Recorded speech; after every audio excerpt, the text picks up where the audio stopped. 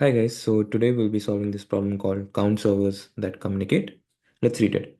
You are given a map of a server center represented as a m into n integer matrix grid where 1 means that on that cell there is a server and 0 means that it is no server.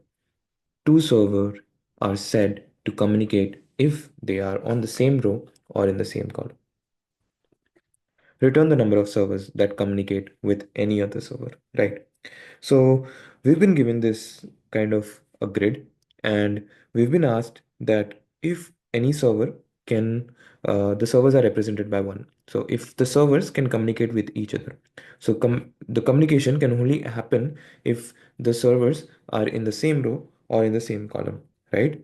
So for example, the first one we have 1 0 0 1, right? So this one cannot communicate with this one because it's not in the same row, neither in the same column, right?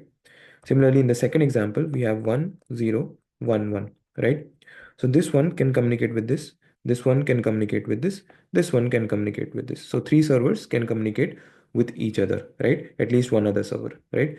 And the last example we have, so this one can communicate with this, right? This one can communicate with this, right? So, and this one can communicate with this one can communicate with this, and this one cannot be communicated with this. So, yeah, so we just have 4 value and we return 4, right? So that is the idea. Like we need to know that if the server can communicate with any other server, at least one of the servers, and if that's possible, then we return the value of the counting the number of servers that are possibly obeying this policy, and if that's possible, then we need to return the count of the servers, right?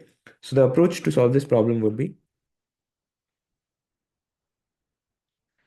what I'll do, I'll first of all, I need to know that if there is any server in that row or not, right? How many servers are there in that row? If there exists any server in that row, I can communicate with it, right?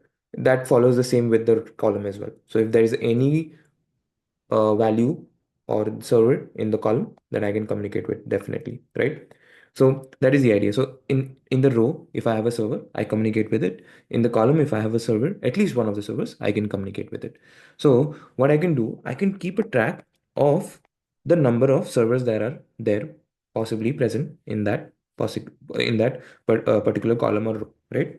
So what I can do, I'll maintain a row count of server and column count of servers.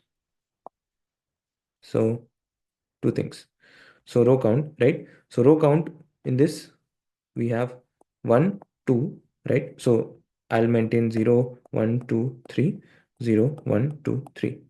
So for the first example, for this example, how many of servers that we have on the first row?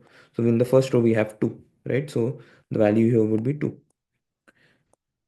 And in the that is the zeroth row, sorry. The first row will have 1, then the second row will have 1 server, the third row will have again 1 server, right?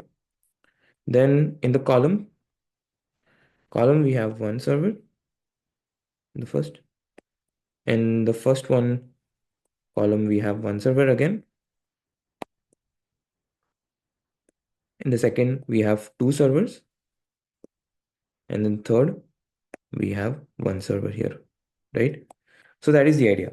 So we keep a count of if there is any possible server in that row or column, right? Once that's done, I'll iterate through this entire. So obviously the row count and the column count will be generated by iterating it once. Then I'll iterate it again. So now whenever I see a column or a server, I'll check if there is any server in that row or that column. If there is, then I'll just increase that. Okay, this server can be counted as it can possibly communicate with at least one of the servers, right? Similarly, I'll go here.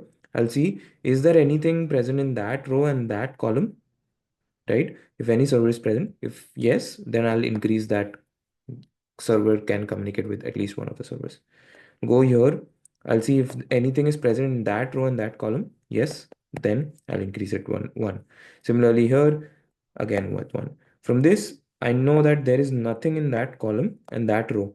So we don't need to increase it. So yeah, we return finally answer as 4, right? So let's get to the coding part in order to understand this a bit better. Right. So first of all, I'll maintain the row count and the column count.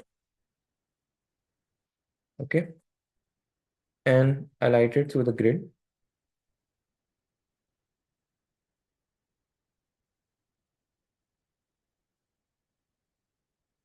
Right. And here I'll maintain two arrays. So first one is for row count, right? So row count will have row size, and vector in column count will have column size, right? And so first of all, I'll check if grid of ij, if it's 1, then I'll increase the row count of I plus plus and column count of j plus plus, right? Once that's done, I'll go down, I'll iterate again through the grid.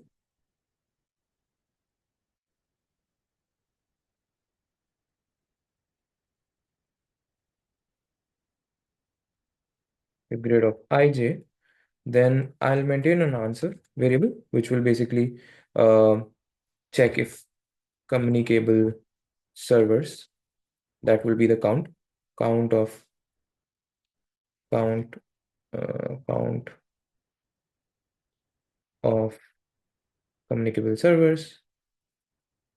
And yeah, this will basically be checking that if row count of I, if it's greater than 1, or column count of j is greater than 1. So if there is any server except the one that we have got, that we are on, in that row and in that column, then we can communicate with it. So that will be possibly posed as a communicable server. And then in the end, I'll just return communicable servers as the answer, right? Let's run the code to see if everything is working fine. That works.